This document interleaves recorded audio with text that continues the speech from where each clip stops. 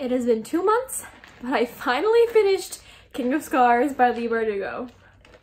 King of Scars is Leigh Bardugo's newest book in the Grishaverse. While with the Six of Crows duology, you can get by without reading the first series. For this book, you kind of need to read both series. I don't think you can get the full impact and full emotional value of what these characters are going through if you don't know what they went through in the other series. So if you haven't read both of the original series, please skip this video and go and read them and then watch. It'll be a pretty good use of your time. I really enjoyed the Grisha trilogy and I absolutely love the Six of Crows duology. It is one of my favorite series of all time.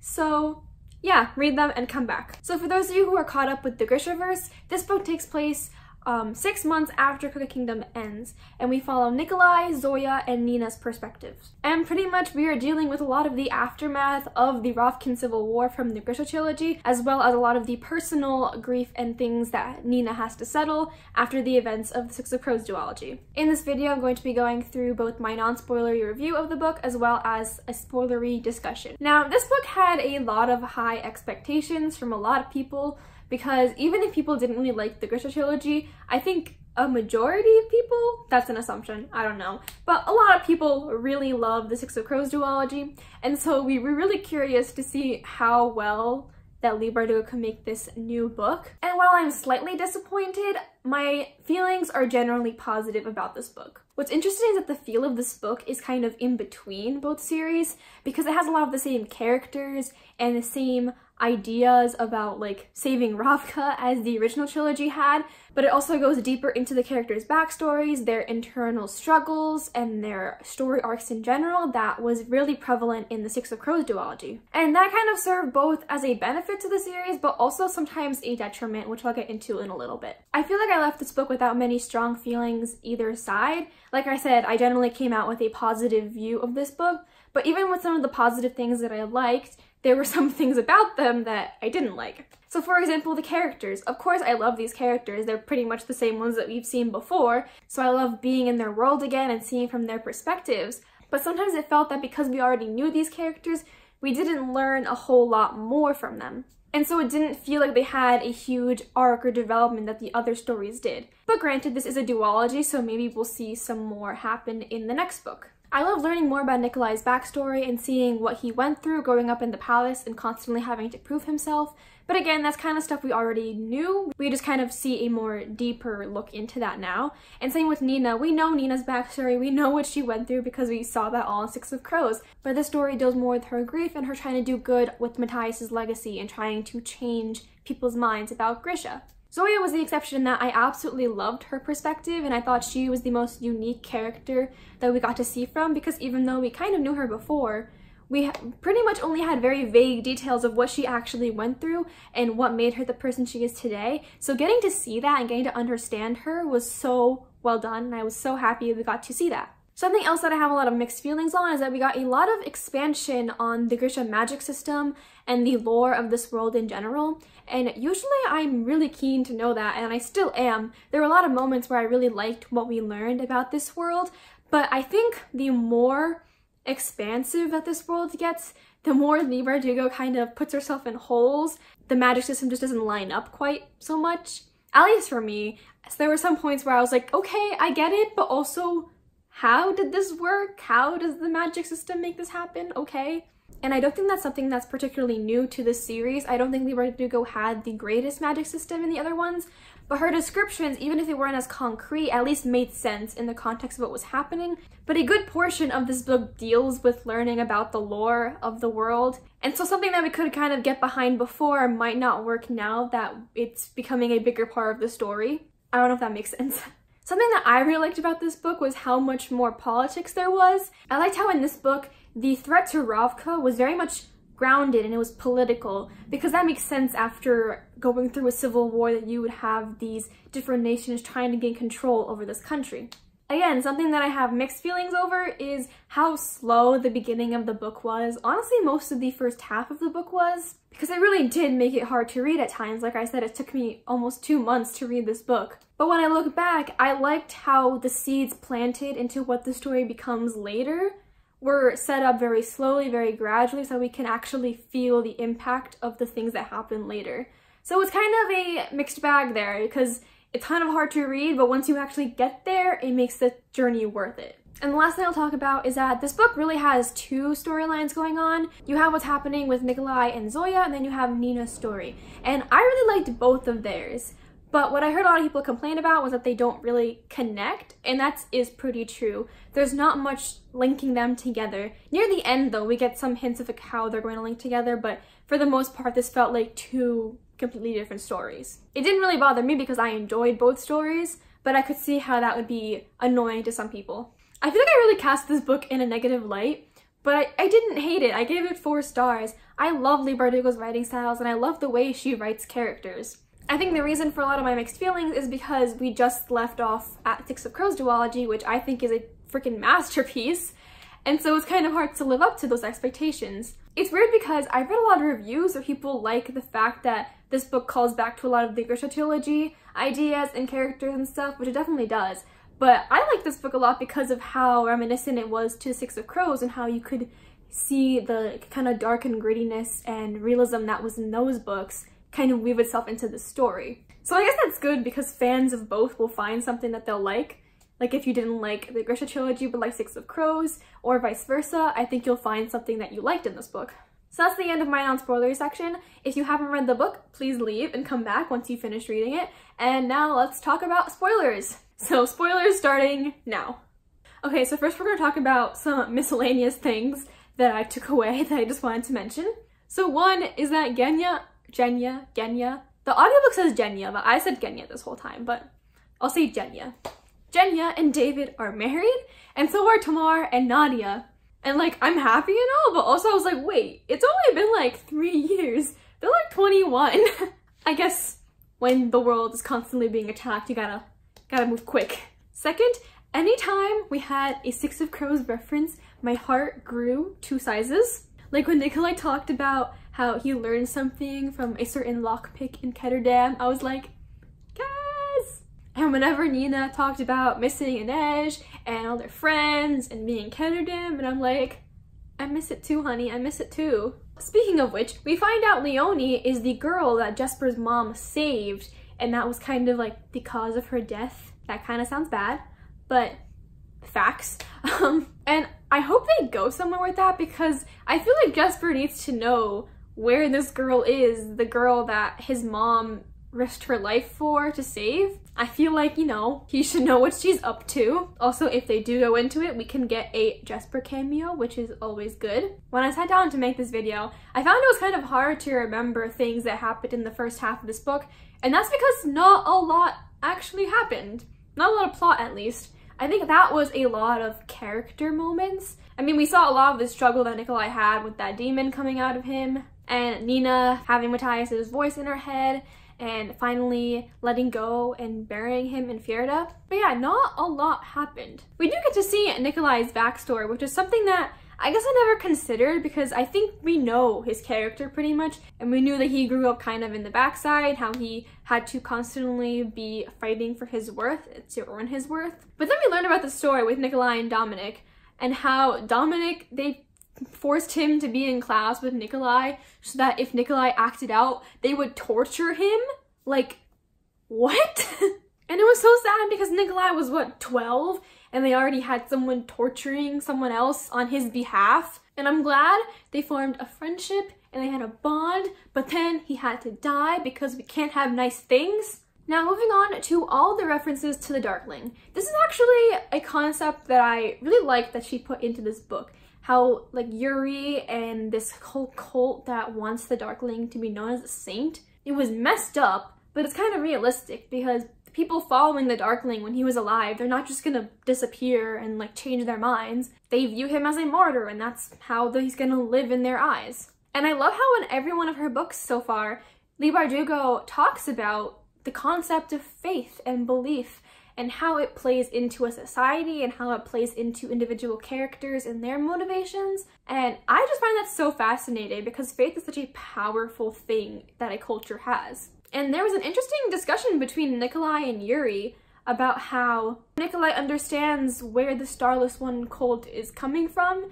in the sense that they searched for a purpose and they needed something to believe in. And so I liked how we kind of got to explore the nuances of that idea. But I loved the moment where Zoya like flipped out on that village that wanted the Darkling to be a saint, because this guy destroyed her entire life, destroyed the entirety of Ravka almost, and these people want to view him as a saint. And I think that's one of the instances where we see just how much the events of the Ravkan Civil War actually affected her and how much the Darkling's betrayal affected her. Speaking of Zoya, I freaking loved her in this book. I think she was my favorite character in this book, because in both of the previous series, Zoya is this cold-hearted, stoic, general warrior figure that kind of doesn't show emotion. And here we finally get to see a little bit of vulnerability in her. And I liked her training with Juris and how he was making her realize that she was limiting herself in terms of her own power and her own abilities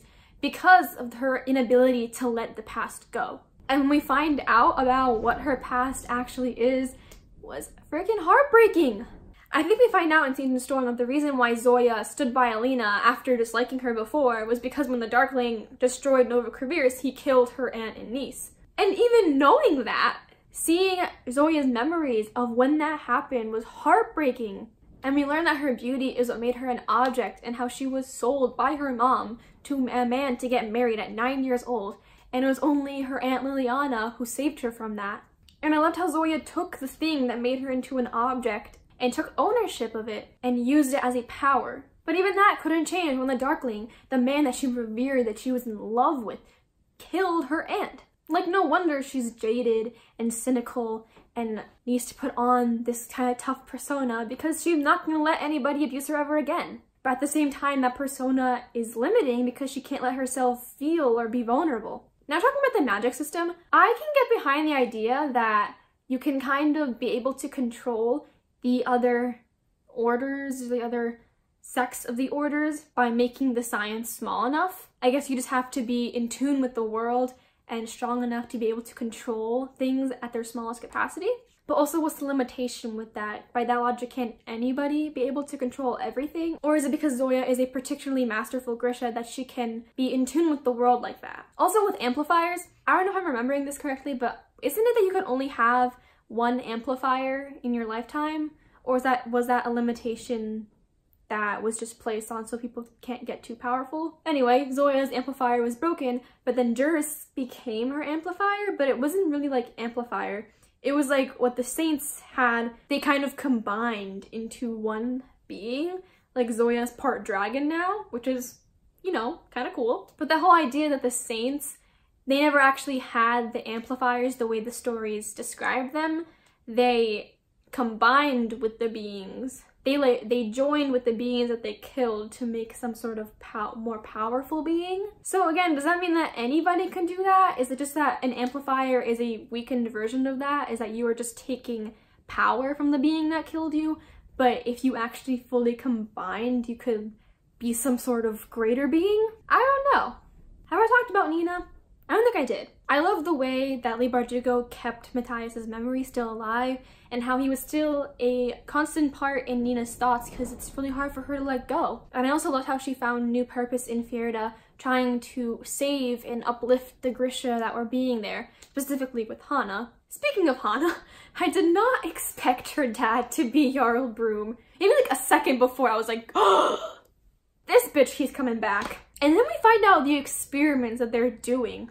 What is with these people and experimenting on Grisha? Like, first we had like the Hergud that the Shu are using, like those insanely powerful Grisha who can do inhumane things with the Param, and now we are enslaving babies before they're even born. I really like this whole subplot that LEIGH BARDUGO has with the Param and what people are using it for to gain power. Now let's talk about the end, because there's a lot to dissect here. Okay, so Nikolai has gone through all this training.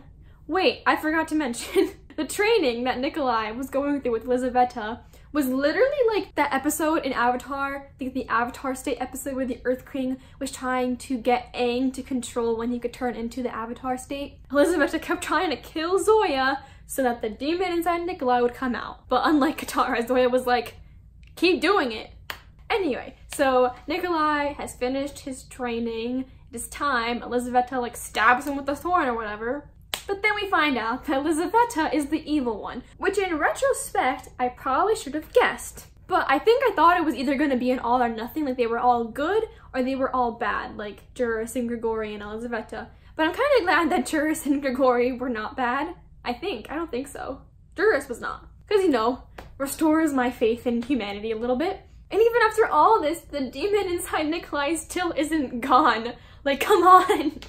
What do we have to do? And then going back to Nina's story, where she changed the location or direction of the bombs, that they bombed the dam and released all of the poisonous water onto the town. And Leone and Adric, you know, power couple, getting that river and the poison out of the way.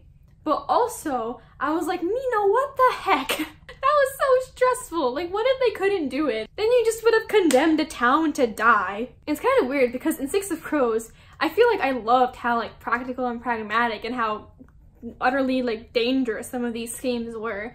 But I guess it feels different that they weren't on the same page. Like Nina, like Leone and Adric didn't know this was what was gonna happen, or they weren't prepared for this type of situation. So I was kind of on Adric's side, even though Nina had a point that the town needed to see Leone and Adric, or just the Grisha, do something like a miracle, do something to get them to change their perceptions of Grisha, because it wasn't gonna change otherwise. But at the same time, I was like, Nina, no. And something that still kind of rubs me the wrong way is that she knew that the town was gonna turn them into saints, because Alina, we know, did not like being a saint, and I don't think that it's a job that a lot of people want to have, like that position and that power. And I don't think it was fair for Nina to make the whole town believe that they were saints without them knowing. I don't know, but I guess it ties into the fact that the Six of Crows gang was pretty morally ambiguous, and we see it here. Wait, I forgot about Isaac. Okay. When we first were introduced to Isaac, I was like, who the heck is this guy? And I genuinely thought that it was just a character that I forgot about. But no, he was new. It was fine. And also the first chapter that we saw him in, he was like in love with Genya. And I was like, what is happening? But then he grew on me. And I was actually starting to ship him and Aerie, because it was cute how he was a guard disguising himself as a prince, and she was a princess who wanted to be a guard, even though later we find out they were both guards disguised as royalty. But I really liked how they were forming a genuine connection, and I guess I just wanted little Isaac to be happy. But again, we can't have nice things. And they both die. And I did not expect that at all. I don't know what I expected, but I really did not expect that. And then the pièce de résistance, the Darkling comes back. And this decision I really have mixed feelings over, because I think the Darkling as a villain was not explored as much as he could have been explored in the original trilogy. I think he had a really good setup, but then it just kind of fell flat.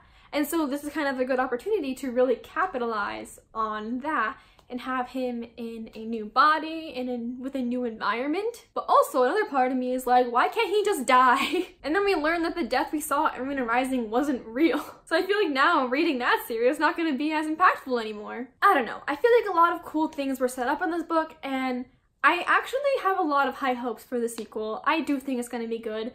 If it's anything like the way Six of Crows and Crooked Kingdom was, then it'll be fantastic. Anyway, I think that's all I want to discuss. Thank you so much for watching and listening to me ramble. I had a caramel macchiato, so that might be why I'm a little bit more energetic than usual. Please let me know your thoughts on King of Scars down below. I think there's a lot of cool discussion that we can have about it. And I'll see you later. Bye.